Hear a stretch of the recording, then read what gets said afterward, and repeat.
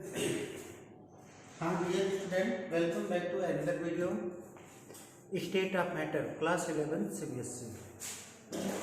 Student, आज हम लोग स्टेट ऑफ मैटर के बारे में जो PDF फाइल के रूप में सेंड किया गया था उससे रिलेटेड जो भी टॉपिक अभी रिमेनिंग रह गई हैं शेष से उसके बारे में हम लोग डिस्कशन करेंगे और I hope you like this video.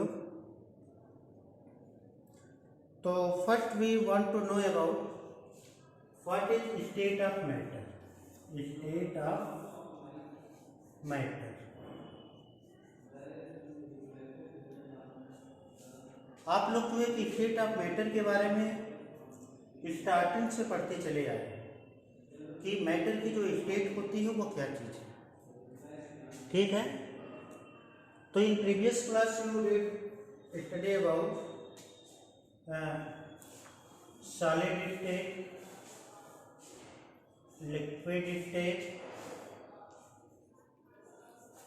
and gas.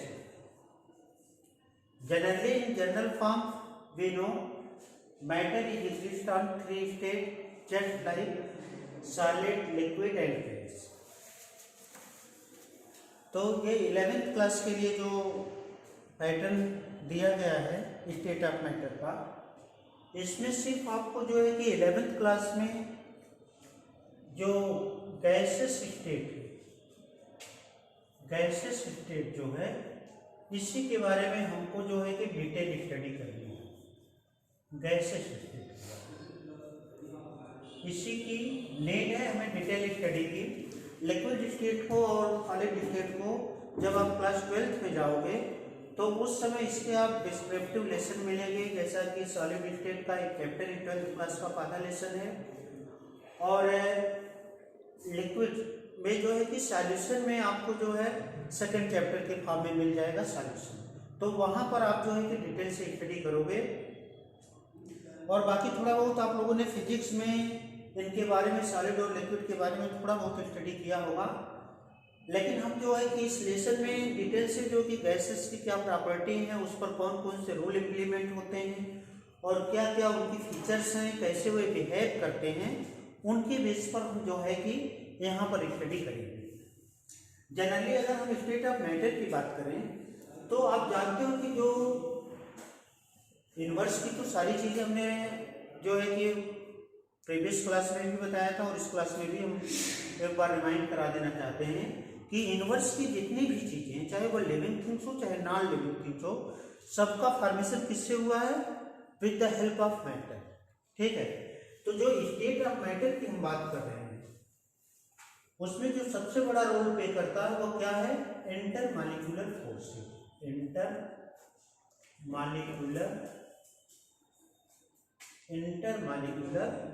Forces. Intermolecular forces means ऐसा फोर्स होता है जो मॉलिक्यूल के बीच इंटरेक्ट करता है, उनको बाइंड करता है, उनको अट्रैक्ट करता है, ठीक है। तो सॉलिड स्टेट में इंटरमॉलिक्यूलर फोर्सेज क्या होते हैं? ये ज़्यादा स्ट्रांग होते हैं, जिससे इनके मॉलिक्यूल काफ़ी रिजिड होते हैं और ये काफ़ी कंपैक्ट होते हैं। एक मॉलिक्यूल से दूसरे मॉलिक्यूल के बीच में जो इनके डिस्टेंस होती है वो नहीं के बराबर होती है। और उसी चीज़ की अगर बात करें, सॉलिड से कंपेरिजन करें तो लिक्विड स्टेट में ये थोड़ा वीक होते हैं, ठीक है। इंटरमॉलिक्यूलर फोर्सेज जो होते हैं ये क्या होते हैं? लिक्विड स्टेट में सॉलिड से कंपेयर करने पर पता चलेगा कि ये वीक होते हैं और इनके जो मॉलिक्यूल होते हैं वह फ्री होते हैं, थोड़ा स्पेस कवर करते हैं और जिससे इनमें फ्लो होने की प्रॉपर्टी पाई जाती है, ठीक है। और इनके जो है कि आप देखते हैं कि शेप जो होता है वह जो है कि कंटेंट नहीं होता है, जिस पार्ट में रखे जाते हैं उसी के शेप को ये अडॉप्ट कर लेते हैं, लेकिन सॉलिड स्टेट में ऐसा नहीं होता। इनका शेप एंड साइज क्या होता है? फिक्स होता है, ठीक है। अगर गैसेस स्टेट के बारे में बात करें तो इन दोनों की अपेक्षा बहुत ज़्यादा डिक्रीजिंग होती है इनके इंटरमॉलिक्यूलर फोर्सेज में और ये काफ़ी फ्री होते हैं और दूर दूर तक के मोशन में रहते हैं। तो ये कुछ जनरल कंडीशन में हमने बात किया कि ये जो आप प्रीवियस क्लास से 9th में और 10th में जो चीज़ें आप पढ़े स्टेट ऑफ मैटर की, तो जनरली हम 3 स्टेट के बारे में पढ़ते चले आए हैं। इसकी और भी स्टेट होती हैं जो स्पेशल कंडीशन में पाई जाती है। बोन्स ट्यूमेरिक और प्लाज्मोडियम की जो स्टेट होती है वह जो कि स्पेशल कंडीशन में पढ़ी जाती है। जब आप हायर क्लास में जाओगे, बीएससी में जाएंगे, तब उस समय इसके बारे में आप डिस्कशन करेंगे। बहरहाल अभी हमको इसके बारे में डिटेल से जानना, अभी तक तो हम केवल इनके फिजिकल बिहेवियर के बेस पर इनकी तीनों स्टेट के बारे में जानते थे। अब हम थोड़ा सा केमिकली डिटेल से स्टडी करेंगे और 12th क्लास में जाएंगे आप, तो इन दोनों का एक ही रिलेशन आपको मिलेगा। ये यूनिट फर्स्ट में मिलेगा और ये यूनिट सेकंड में मिलेगा सॉल्यूशन नाम से। तो इसके बारे में डिटेल स्टडी करेंगे।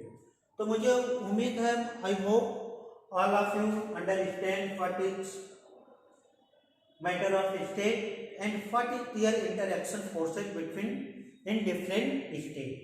अब हम इसको रफ करते हैं और थोड़ा सा इसके बारे में इंटरमॉलिक्यूलर फोर्सेज के बारे में, जो कि इंटरमॉलिक्यूलर फोर्सेज इनके बीच इंप्लीमेंट होते हैं, उसके बारे में हम थोड़ा सा डिटेल से स्टडी करेंगे।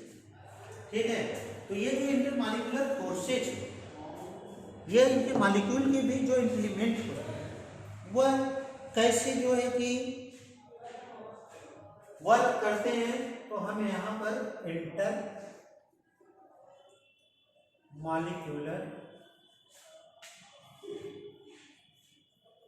फोर्स, इंटर मॉलिक्यूलर फोर्स, ठीक है, ये डिफरेंट टाइप के होते हैं।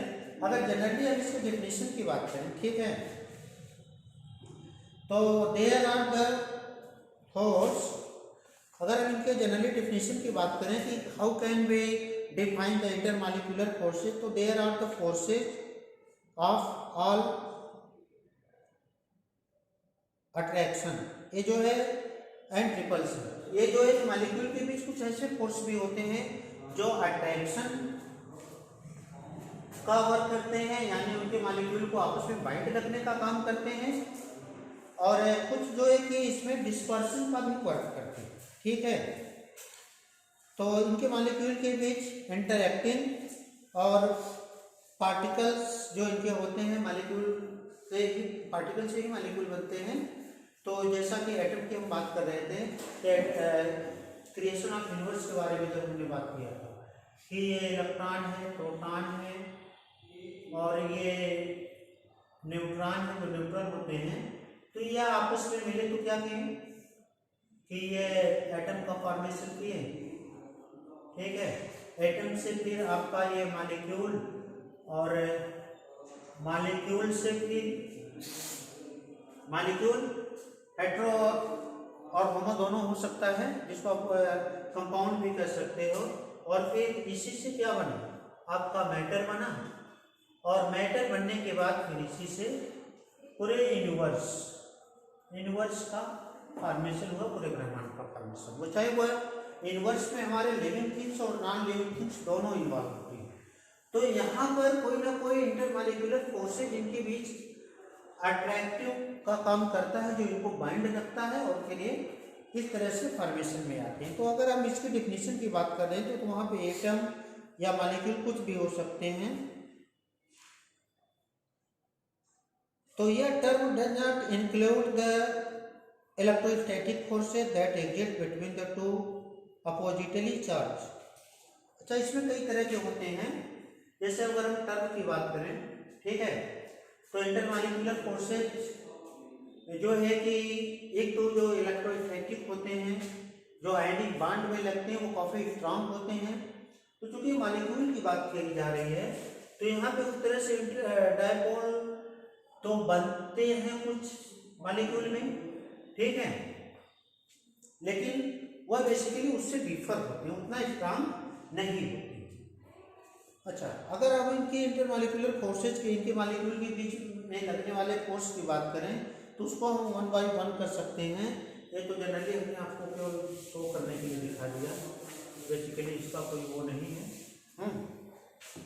अब हम जैसे पहले फोर्स की बात करें कि वंडर वाल्स फोर्स, ठीक है, इंटरमॉलिक्यूलर फोर्स में वंडर वाल्स फोर्स जो होता है, ठीक है, तो वंडर वाल्स फोर्स जो होता है ये क्या होता है? वैन डर वाल्स फोर्स की अगर हम बात करें तो सपोज कर लीजिए कि जैसे अगर दो एटम हो, ठीक है, ये दो एटम है और ये इनका न्यूक्लियस है, क्योंकि न्यूक्लियस पॉजिटिवली चार्ज होता है तो इसलिए हमको इसको एटम के फॉर्म में लिखा है, ठीक है। एक एटम ये है और एक एटम हम दूसरा ले लेते हैं, ठीक है, ये भी है, इसको हम डिफरेंट नेम से शो कर देते हैं कि यह आपका एटम जो है कि ए है और यह एटम क्या है, यह एटम बी, ठीक है। आप देख रहे हैं और यहाँ पर क्या है, ये इलेक्ट्रॉन क्लाउड, ये क्या है, ये आपका इलेक्ट्रॉन डेंसिटी है, इलेक्ट्रॉन क्लाउड, न्यूक्लियस के अराउंड ये इलेक्ट्रॉन की पॉसिबिलिटी होती है। तो यहाँ पर आप देखोगे कि यह यूनिफॉर्मली क्या है, डिस्ट्रीब्यूटेड है इलेक्ट्रॉन क्लाउड जो है, यह एटम ए का और यह जो है कि एटम बी है ना, ये यूनिफॉर्मली जो है कि डिस्ट्रीब्यूटेड एटम ए और एटम बी, ठीक है। और इसमें symmetrically distribution of electron charge cloud, symmetrically का मतलब एक समान, symmetrically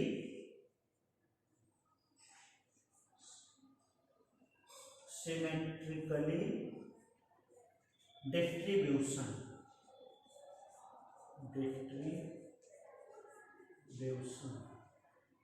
of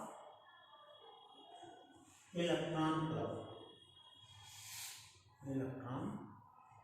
electron charge cloud भी कह सकते हैं, ठीक है। ये दोनों एटम की कंडीशन है। अब हम क्या करेंगे, अब हम देखेंगे कि इंस्टैंटेनियस डाइपोल और electron density on the right hand side. अब होगा क्या कि इसमें जैसे कि डाइपोल की कंडीशन बन जाएगी, ठीक है। जैसे अभी इस एटम की हम बात करें तो ये क्या होगा कि एक दूसरी स्टेट में आएगा, एक दूसरी स्टेट में आएगा और यहाँ पर थोड़ा सा ये ओवल टाइप बन गया है, इसको बता देते हैं, ये थोड़ा सा ओवल टाइप बन है, ठीक है। इसको इस फॉर्म में हाँ कुछ इस तरह से एटम बना और दूसरा एटम जो है कि ये, ठीक है। अब हम यहाँ पर देख रहे हैं कि जो न्यूक्लियस जो चार्ज इसमें था पॉजिटिव, ये थोड़ा सा लेफ्ट साइड में, ठीक है। अब ये लेफ्ट साइड में आ चुका है, ठीक है। Instantaneous dipole more electron density on the right hand side.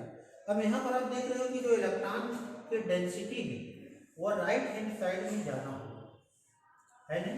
ये इलेक्ट्रॉन की डेंसिटी राइट हैंड साइड में ज़्यादा होगी और ये और ये लाइटली क्या है, यहाँ पे बहुत ही लाइटली, ठीक। ये उसी तरह से अगर हम बात करें दूसरे एटम की करें तो यहाँ पर भी उस तरह की कंडीशन क्रिएट होगी।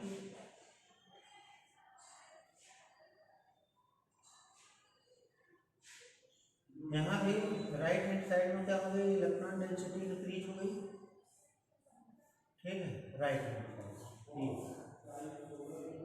यह आपके इलेक्ट्रॉन डेंसिटी इंक्रीज हुई, ठीक है। यहाँ पे लाइटली है थोड़ा, ठीक है।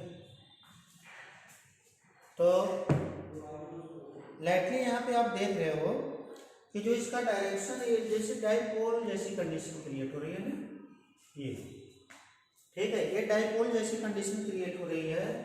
अब यही इनके बीच, ठीक है, ये एटम में ए और बी जो है इंस्टैंटेनियस डाइपोल, इसमें more electron density one side जो है ये कंसंट्रेट हो जाती है।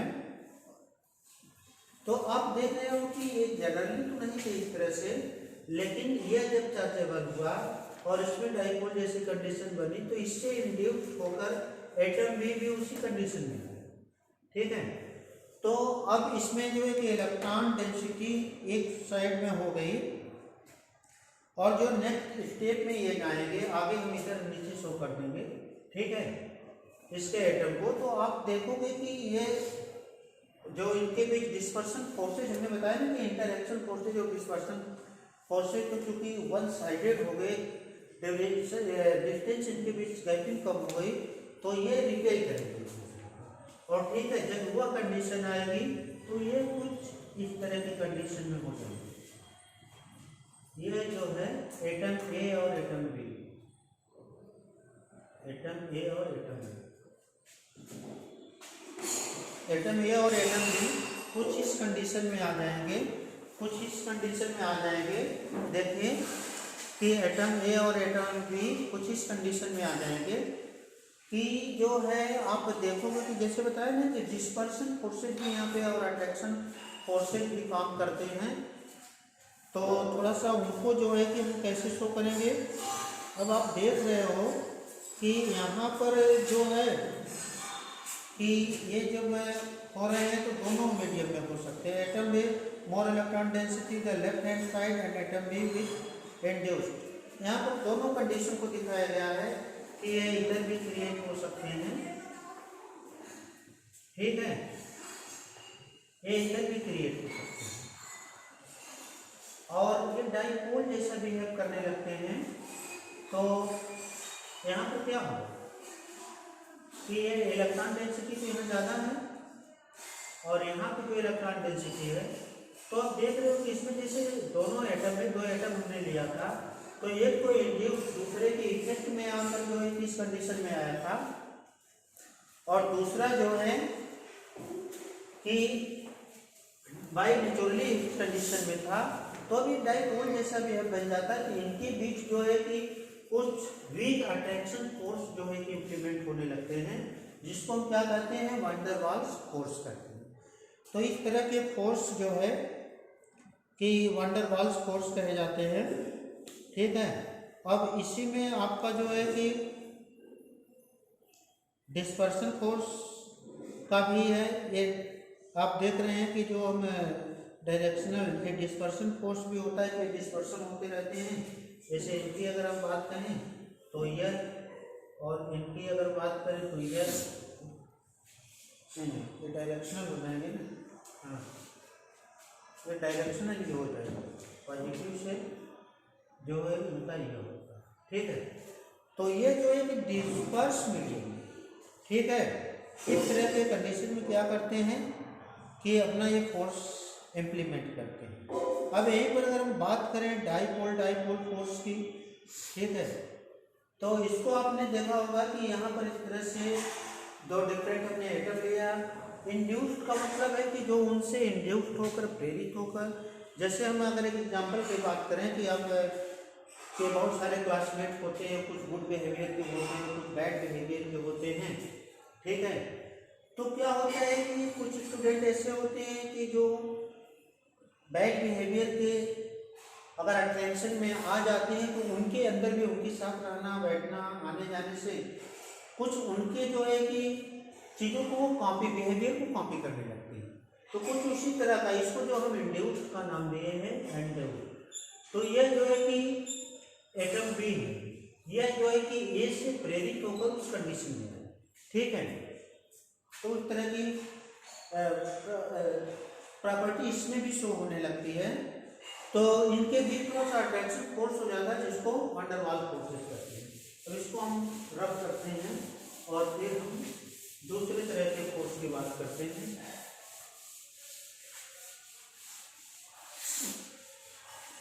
ठीक है, एक दूसरे तरह का फोर्स जो इम्प्लीमेंट होता है वो कौन सा फोर्सेज है,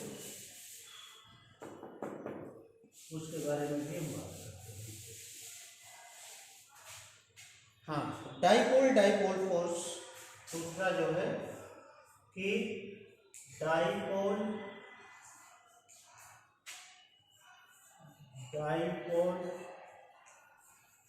फोर्स,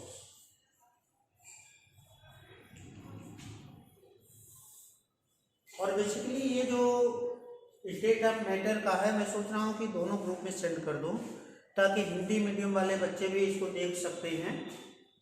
और इंग्लिश मीडियम वाले बच्चे भी इससे जो है कि कुछ बेसिकली तो ये इंग्लिश मीडियम वालों बच्चों के लिए है, लेकिन टॉपिक और लेसन तो सेम है, ठीक है। और ऐसा नहीं है कि इंग्लिश मीडियम वाले बच्चे ही केवल इसको अंडरस्टैंड कर सकते हैं, जो हिंदी मीडियम में स्टूडेंट हैं उनके लिए भी एप्लीकेबल है, क्योंकि टॉपिक तो चीज़ें वही हैं। हमको यहाँ थ्योरी तो जो है कि रेटिंग करवा नहीं रहे हैं, जो आपकी कंसेप्ट है वही उन्हीं चीज़ों के बारे में हम लोग जो है कि डिस्कशन कर रहे हैं। तो ये बहुत मीडियम के बच्चे जितनी भी वीडियो है, मैंने बहुत सारी वीडियो जो है कि 11th क्लास की बनाई है, तो उसको हम सोच रहे हैं कि आज 11th ग्रुप में भी जिन बच्चों के जो भी कंसेप्ट कन्फ्यूजन में होंगे उसको आप देखकर जो है कि उसको रिवाइज कर सकते हैं, ठीक है। तो आज दोनों ग्रुप में हिंदी मीडियम और इंग्लिश मीडियम स्टडी किया जाएगा, इसको आप लोग देख लीजिएगा। तो अब डाइपोल फोर्सेज की बात करें तो dipole forces act between the two molecule. ये डाइपोल फोर्सेज एक्ट कहाँ पर करते हैं, तो ये भी दो मॉलिक्यूल के बीच में ही जो है कि वर्क करते हैं परमानेंट डाइपोल। लेकिन end of the dipole forces for partial charges and d charges are shown.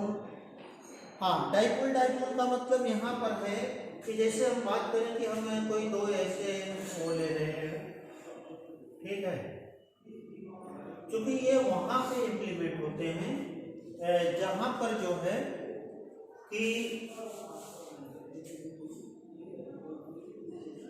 ये वहाँ पर इम्प्लीमेंट होंगे जहाँ पर जो है आप देखेंगे कि परमानेंट डाइपोल का फॉर्मेशन होता है। जैसे अगर यहाँ पर हम हाइड्रोजन एटम को ले रहे हैं और यहाँ पे क्लोरीन एटम को ले रहे हैं, ठीक है, तो हाइड्रोजन एटम जो है अगर दोनों के इलेक्ट्रोनेगेटिव की कंपेरिजन करें तो ये मोर इलेक्ट्रोनेगेटिव होता है, और यहाँ पर जो है इलेक्ट्रॉन क्लाउड कुछ डेंसिटी ज़्यादा होती है, ठीक है, और यहाँ पर भी होता है, लेकिन इससे कंपेरिजन करें तो थोड़ा सा बहुत ही कम होता है इलेक्ट्रॉन डेंसिटी, ठीक है। तो इस तरह से यहाँ पर जो है कि ये परमानेंट डाइपोल बन जाते हैं, और ये जो परमानेंट डाइपोल बनते हैं इनको हम थोड़ा सा ये इलेक्ट्रोनेगेटिव में जो इनमें डिफरेंस होता है उसकी वजह से होता क्या है कि यहाँ पर डेल्टा पॉजिटिव चार्ज आ जाता है, जिसको डेल्टा बोलते हैं, ग्रीक लेटर है, ठीक है, और इस पर क्या हो जाता है डेल्टा नेगेटिव हो जाता है। अब ये इनके बीच अट्रैक्शन हो जाता है, ठीक है, और दूसरा एटम अगर ये बना लें, ठीक है, दूसरे एटम की अगर हम बात करें, दूसरे एटम को अगर हम एक पे बना लें तो आप देखोगे कि यहाँ पर अगर यह हाइड्रोजन है और यहाँ पे क्लोरीन, तो यहाँ पे भी उस तरह के डाइपोल बनेंगे, और इनके बीच जो है कि यह फोर्स से अप्लाई होने लगेगा, जिसको क्या कहेंगे डाइपोल फोर्स, क्योंकि ये मोर इलेक्ट्रोनेगेटिव और मोर इलेक्ट्रोपॉजिटिव है, तो यहाँ पे अट्रैक्शन फोर्स इंप्लीमेंट होगा, ठीक है, और इसको हम ग्रीक लेटर डेल्टा से दिखाते हैं। डाइपोल इंड्यूस्ड डाइपोल फोर्सेज, जैसा कि हमने उसी में थोड़ा सा जो पिछले वाला इंटरेक्शन फोर्सेस के बारे में, इंटरमॉलिक्यूलर फोर्सेस के बारे में बात किया था, तो उसमें बताया था कि एक परमानेंट, एक जो है कि परमानेंट डाइपोल होता है, ये पोलर मॉलिक्यूल होता है, एक जो है, अब हम तीसरे के बारे में बात कर रहे हैं, इसमें भी जब ये दोनों करीब आते हैं तो अट्रैक्शन फोर्स पे निकलने लगते हैं, क्योंकि ये जो होते हैं, ये जो डाइपोल बनते हैं, ये डाइपोल है ना, ये परमानेंट डाइपोल का फॉर्मेशन करते हैं। इसमें वे मॉलिक्यूल आते हैं जो permanent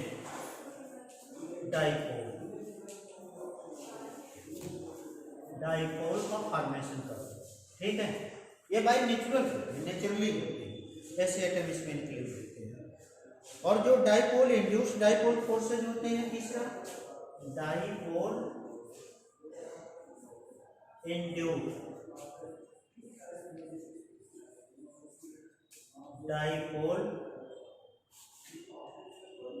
dipole induced dipole forces.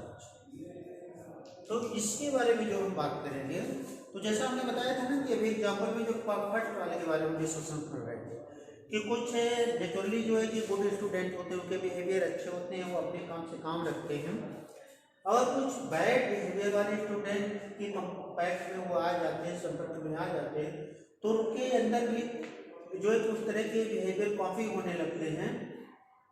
तो उसी तरह से एक परमानेंट डाइपोल एटम होता है और एक न्यूट्रल एटम होता है जो उसके कंटेक्ट में आने पर इंड्यूस्ड होता है। इंड्यूस्ड का मतलब प्रेरित होता है, और प्रेरित होकर उसके अंदर भी उस तरह के बिहेव के लिए जाते हैं।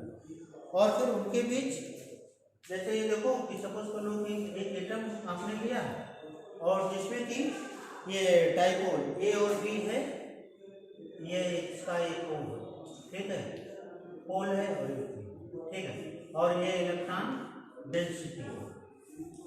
फिर अब इसके बीच क्या होता है कि एक ये पोलर है, ये polar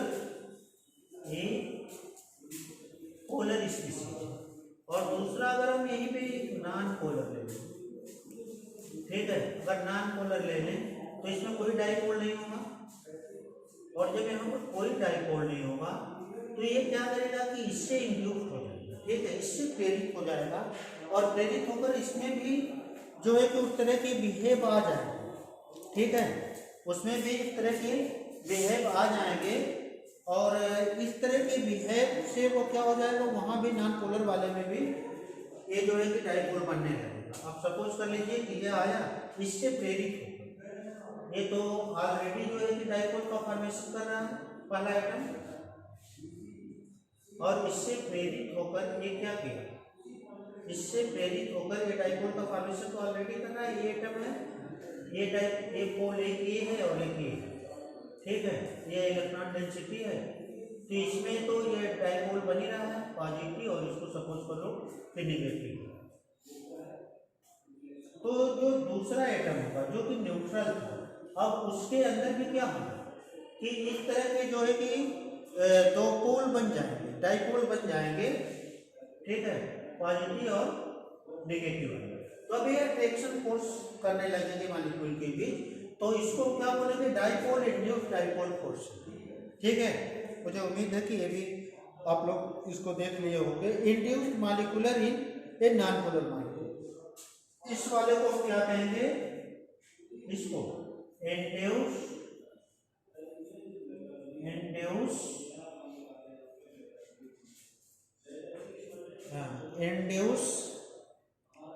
molecule in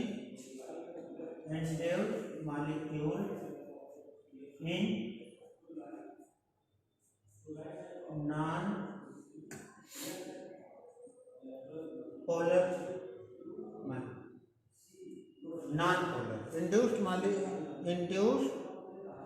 molecule in a non-polar molecule, induced molecule in a non-polar molecule, यानी देखो ये बाय नेचर नहीं ये था डाइपोल, लेकिन इनसे प्रेरित होकर इंड्यूस्ड होकर ये भी क्या हुआ, पोलर में कन्वर्ट हो गया। तो इस तरह के इनके बीच इंटरेक्शन फोर्सेस काम करते हैं, और एक नेक्स्ट जो लास्ट होगा, नहीं लास्ट तो नहीं कह सकते, उसके बाद एक हाइड्रोजन बॉन्डिंग की है। तो अगर हम इससे बात करेंगे, एक हाँ ये लास्ट है, dispersion of London forces, fourth type का है डिस्पर्सन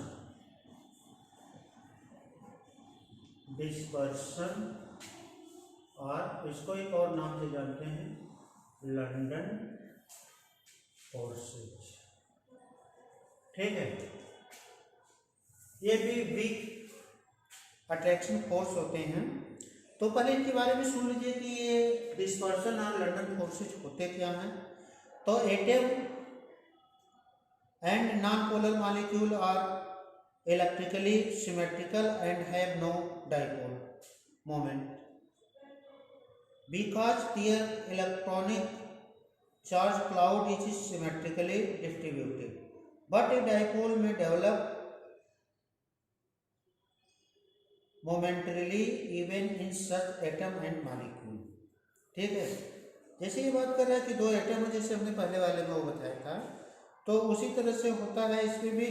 लेकिन ये जैसे जैसे डिस्टेंस इनके बीच, अगर हम दो एटम को ले लें, एक एटम ए है, ठीक है, एक एटम जो है कि आपका ये है, एक एटम ए है, एक आपका एटम ए है और एक दूसरा एटम क्या है, ये है। ठीक है, तो इनमें जो इलेक्ट्रॉन क्लाउड का डिस्ट्रीब्यूशन होता है वो क्या होता है, सिमेट्रिकली होता है, इलेक्ट्रॉन क्लाउड का डिस्ट्रीब्यूशन। ठीक है, तो ये जब सिमेट्रिकली होता है तो सिमेट्रिकली होने के नाते क्या होता है, ठीक है, कि इसमें इलेक्ट्रॉन क्लाउड डिस्ट्रीब्यूशन सिमेट्रिकली होता है दोनों में। तब ये क्या हो जाते हैं कि पहले वाले की तरह, ये जैसे हमने बताया था ना कि इसमें परमानेंट नहीं बल्कि टेम्पोररी, ठीक है, अस्थायी रूप से डाइपोल मोमेंट क्रिएट हो जाते हैं। ठीक है, और ये डाइपोल मोमेंट जो क्रिएट हो जाते हैं कुछ इस तरह से बन जाते हैं। इसमें इलेक्ट्रॉन डेंसिटी जो है कि वन साइडेड क्या हो जाती है, एक चार्ज वन साइडेड आ जाती है, दूसरा जो है कि कुछ इस तरह से हो जाता है।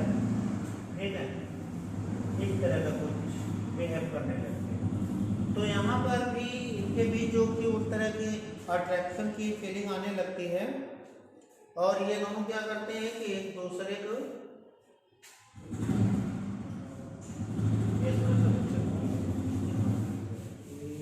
कुछ इस तरह से, ठीक है, अब ऐसे तो ये दोनों क्या हो जाते हैं कि डाइपोल जैसा बिहेव करने लगते हैं, डाइपोल बना लेते हैं और यहाँ पर भी कुछ ठीक अट्रैक्शन फोर्स काम करने लगते हैं, जिसको हम क्या कहते हैं कि ये जो है, फिर अगर आप ये हिस्से को और बनाओगे तो यही इनका डाइवर्जन हो जाएगा। तो बेसिकली यहाँ पे डाइपोल बन जाता है और ये भी अट्रैक्शन फोर्स का काम करने लगते हैं, जिसको हम क्या करते हैं, डिस्पर्सन और लंडन फोर्सेस। ठीक है, डिस्पर्सन का मतलब एक रिपल्सन से भी सेंस लगाया जा सकता है कि जो ऐसा फोर्स जो एक दूसरे को रिपेल करे, दूर करे। ठीक है, अब लास्ट में एक टॉपिक और रह गई है, नीचे ही बता देते हैं, हाइड्रोजन बॉन्ड। ठीक है, ये भी एक तरह का फोर्स होता है, हाइड्रोजन बॉन्ड। ठीक है, अब देखो हाइड्रोजन बॉन्ड तो हर जगह नहीं बनता है ना। ये जो हाइड्रोजन बॉन्ड के बारे में, लास्ट टॉपिक के बारे में हम लोग बात कर रहे हैं, थोड़ा सा मैं ये ऊपर वाला इसको हटाता हूँ या पूरे को हटा देता हूँ, ठीक है। और अब हम थोड़ा सा बात करेंगे हाइड्रोजन बॉन्डिंग। ठीक है, हाइड्रोजन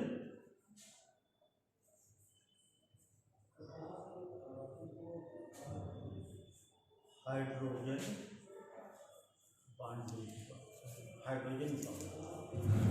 ठीक है, तो ये देखो हाइड्रोजन बॉन्ड जो होता है, पहले हम इसकी डिफिनेशन समझेंगे तो व्हाट इज हाइड्रोजन बॉन्ड। तो hydrogen bond is a represented by A dotted line.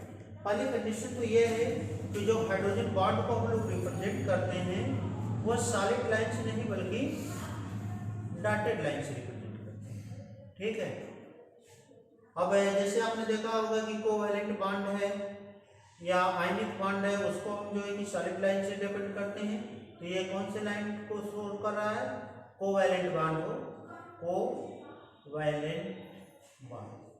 ठीक है, ये जो है किस तरह की लाइन से इसको हम शो करते हैं, लेकिन जो हाइड्रोजन बॉन्ड होता है उसको हम डॉटेड लाइन के द्वारा जो है कि रिप्रेजेंट करते हैं, while a solid line represented the covalent bond. ठीक, it is defined as the attractive force which binds hydrogen atom of one molecule with the electronegative atom of another molecule. जिसमें hydrogen atom को, hydrogen atom के molecule को, hydrogen atom के molecule को another जो दूसरा molecule होता है, जो मोर इलेक्ट्रोनेगेटिव स्पीशीज उसमें होती है, वह हाइड्रोजन एटम पहले वाले मॉलिक्यूल के हाइड्रोजन एटम को क्या करती है, बाइंड करती है। लेकिन वो इतना स्ट्रांग फोर्स नहीं होता है, ठीक है।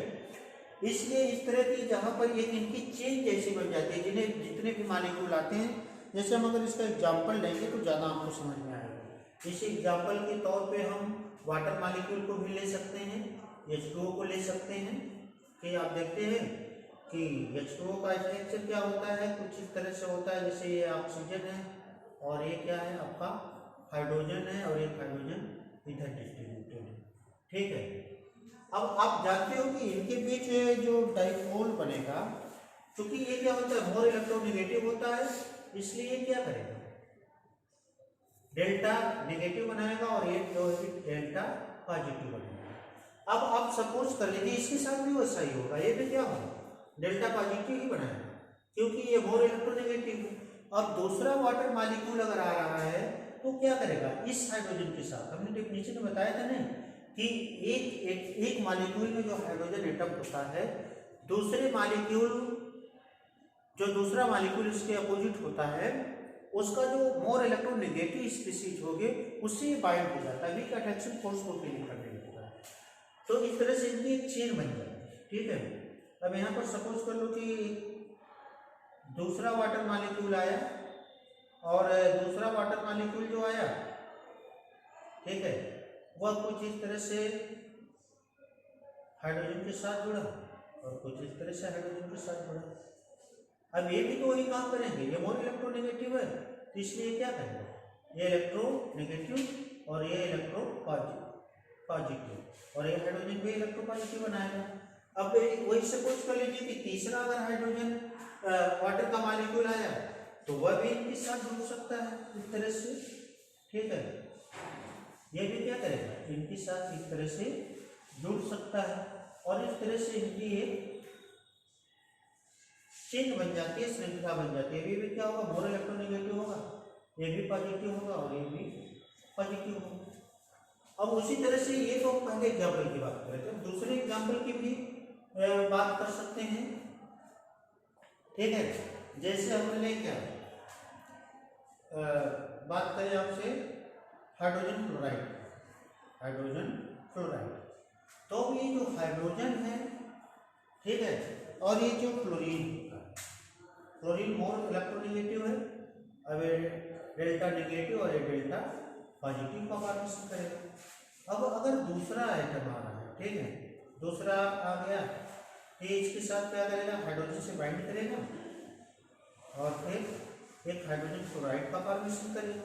अब ये भी क्या है, इलेक्ट्रोनेगेटिव हो जाएगा और इलेक्ट्रो पॉजिटिव हो जाएगा, ठीक है। तो ये इलेक्ट्रोनेगेटिव, अब दूसरा अगर हाइड्रोजन एटम आया तो यहाँ पर इससे बाइंड कर सकता है, ठीक है, और ये फिर फ्लोरीन से क्या करेगा, इस तरह से बाइंड हो जाएगा। तो यहाँ पर जो है कि ये इलेक्ट्रोनेगेटिव आ जाएगा और यहाँ पर इलेक्ट्रो पॉजिटिव आ जाएगा। तो इस तरह से इस क्या है, ये जो है इसी को हम क्या कहेंगे, ये हाइड्रोजन बॉन्ड करेंगे, जो डॉटेड लाइन है, हाइड्रोजन बॉन्ड का फॉर्मेशन करेंगे, ठीक है। अब इस पे बहुत सारे क्वेश्चन भी बन सकते हैं, कभी कभी पूछ देता है कि जैसे देखो HF आपका है, ये क्या है, HF ये लिक्विड, ठीक है, ये क्या है आपका लिक्विड है, लेकिन H2S जो है ये आपका क्या है, गैस। रीजन पूछ देता वाई, ठीक है, दोनों में क्वेश्चन मार्क लगा दो। ये पूछ रहा है कि क्यों ये डिफरेंस है, ये डिफरेंस दोनों के बीच क्यों है, जबकि ये भी इलेक्ट्रोनेगेटिव और ये भी इलेक्ट्रोनेगेटिव और दोनों में सिर्फ हाइड्रोजन लगा है, ठीक है। तो वहाँ पे रीजन आपका ये हो जाएगा कि देखो जो ये लिक्विड फॉर्म में पाया जाता है और ये गैसियस फॉर्म में पाया जाता है, क्योंकि there is no hydrogen bonding, यहाँ पर कोई हाइड्रोजन बॉन्डिंग नहीं होती है, हाइड्रोजन बॉन्ड का फॉर्मेशन यहाँ पर नहीं हो पाता है, और इनके बीच जो है कि हाइड्रोजन बॉन्ड का फॉर्मेशन हो जाता है, ठीक है, क्योंकि सल्फर जो है इसकी अपेक्षा कम इलेक्ट्रोनेगेटिव है, जिसके रीजन ये होगा कि यह हाइड्रोजन बॉन्डिंग का फॉर्मेशन नहीं कर सकता है और ये हाइड्रोजन बॉन्डिंग का फॉर्मेशन कर लेता है, ठीक है। जब यहाँ पे हाइड्रोजन बॉन्डिंग का फॉर्मेशन नहीं होता है तो इसके मॉलिक्यूल क्या होते हैं, फ्री होते हैं, और फ्री होने के बाद ये जो मूव करते रहते हैं, लेकिन ये क्या करता है कि ये जो है हाइड्रोजन बांडने का फॉर्मेशन कर लेता है, इसलिए इसके मॉलिक्यूल आपस में एक वीक अट्रैक्शन फोर्स के द्वारा बाइंड होते हैं। और वही रीजन है कि H2O भी हमारा क्या है, ये भी ऑक्साइड है। अभी कार्बन का ऑक्साइड आप देखोगे तो कार्बन का ऑक्साइड या सल्फर का ऑक्साइड आप ले लो, कार्बन का ऑक्साइड, सल्फर का ऑक्साइड, ये सब क्या है, ये सब गैस है, ठीक है, ये भी गैस है। लेकिन हाइड्रोजन का जो ऑक्साइड होता है ये क्या है, ये लिक्विड है। तो रीजन तो आपको क्लियर है, बहुत सारे एग्जांपल भी हो गए, रीजन आपको क्लियर है कि क्यों ये गैसेस फॉर्म में एग्जिस्ट होता है और क्यों लिक्विड फॉर्म में एग्जिस्ट होता है। ठीक है स्टूडेंट, तो हम आज इतना ही रखते हैं और मुझे आई hope you like this video and मैं ये चाह रहा हूँ कि मैं इस वीडियो को जो है कि आज दोनों ग्रुप में सेंड करूँ, ताकि अगर उनके पुराने कोई टॉपिक परफेक्टली अंडरस्टैंडिंग नहीं हो पाई होगी तो वो उसको अंडरस्टैंड कर लेंगे, क्योंकि देखो यहाँ पे कोई थ्योरी नहीं है, इसलिए दोनों स्टूडेंट के लिए परफेक्ट होगा। Thank you.